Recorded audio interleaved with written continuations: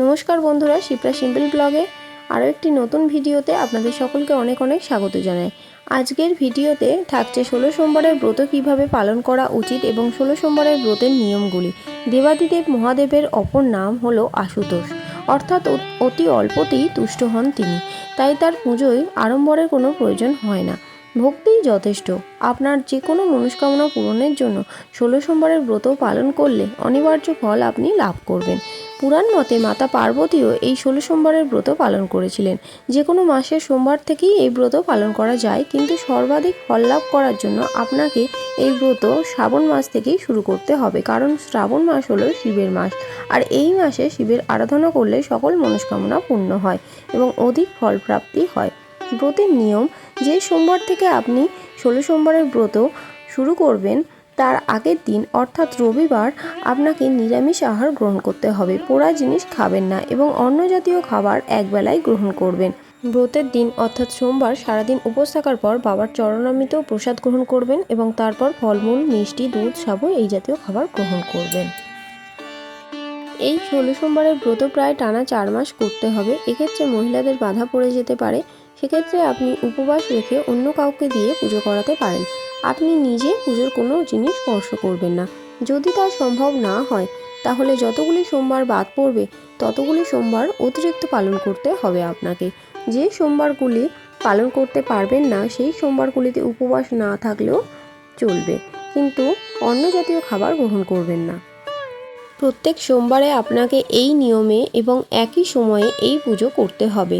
আপনার বাড়িতে যদি শিবলিঙ্গ না থাকে তাহলে গঙ্গা জল ও মাটি দিয়ে শিবলিঙ্গ বানিয়ে পুজো করবেন, কিন্তু প্রত্যেক সোমবারেই একটি একটি করে শিবলিঙ্গ বানাতে হবে এবং পুজোর পরের দিনই তা বিসর্জন করে দিতে হবে। পূজা পদ্ধতি: ব্রতের দিন সকালে স্নান সেরে ঠাকুরঘর সুন্দরভাবে পরিষ্কার করে শুদ্ধ বস্ত্রে পূর্ব বা উত্তর দিকে মুখ করে বসুন। পূজার সমস্ত সামগ্রীতে গঙ্গাজল ছিটিয়ে নিন। এরপর প্রথমেই পঞ্চামৃত দ্বারা শিবের অভিষেক করান। দুধ, দই, ঘি, মধু এবং শর্করা দিয়ে পঞ্চামৃত বানাতে হবে। যখন পঞ্চামৃত দিয়ে শিবের অভিষেক করাবেন তখন কিছুটা এই পঞ্চামৃত রেখে দেবেন চরণামৃত হিসাবে। পঞ্চামৃত দিয়ে স্নান করানোর পর পুনরায় গঙ্গাজল দিয়ে অভিষেক করাতে হবে এবং একটি তামার পাত্রে বা পাথর বাটিতে বসাতে হবে বাবাকে। শিবলিঙ্গ রাখলে ত্রিশূল ও নন্দী বাবাকে অবশ্যই রাখতে হয়। শিবলিঙ্গের অভিষেক বা স্নান সম্পূর্ণ হয়ে গেলে ত্রিশূল ও নন্দী বাবার মূর্তিকেও স্নান করাতে হবে।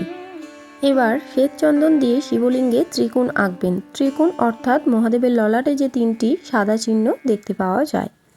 এরপর শ্বেত চন্দন সহযোগে বেলপাতা অর্পণ করুন শিবলিঙ্গে। তারপর আকন্দ ফুল, ধূত্র ফুল, নীলকণ্ঠ ফুল বা যে কোনো সাদা ফুল বাবাকে অর্পণ করবেন। প্রতি সোমবার অর্থাৎ ব্রত পালনের দিন শিবলিঙ্গে একটি করে গোটা ফল অর্পণ করুন এবং পুজোর পর দিন ওই ফলটি কোনো ব্রাহ্মণকে অথবা কোনো ছোট বাচ্চাকে দান করুন। কিন্তু এটা মনে রাখবেন যে প্রথম সোমবার যে ফলটি অর্পণ করবেন বাকি 15টি সোমবারও একই ফল অর্পণ করবেন।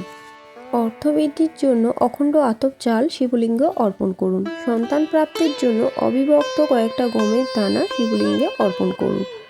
16তম সোমবার অর্থাৎ শেষ সোমবারে কোনো শিব মন্দিরে গিয়ে বাবাকে 5টি গোটা ফল অর্পণ করবেন এবং ব্রাহ্মণকে উপযুক্ত দক্ষিণা দান করে ব্রত উদযাপন করতে হবে। আর আপনি যদি বাড়িতে এই ব্রত উদযাপন করতে চান তাহলে 5টি গোটা ফল বাবার মাথায় অর্পণ করুন এবং পরদিন 5টি ফল থালায় সাজিয়ে দক্ষিণা ও ভোজ্য সহ কোনো ব্রাহ্মণকে দান করে প্রণাম করুন, তার আশীর্বাদ নিন। যখন শিবলিঙ্গে ফল অর্পণ করবেন তখন আপনি যে ফল লাভের আশায় এই পুজো করছেন মনে মনে তা বাবাকে জানান।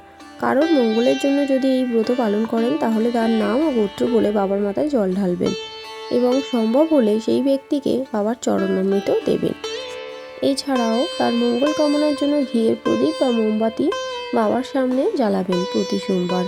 এই ঘিয়ের প্রদীপ বা মোমবাতি আপনি কিন্তু নিভাবেন না, এটি যতক্ষণ জ্বলার জ্বলে আপনি নিভে যাবে। শিবলিঙ্গে ফল অর্পণ করা হয়ে গেলে কুচনো ফল, মিষ্টি, সাদা বাতাসা ইত্যাদি শিবলিঙ্গে স্পর্শ করান।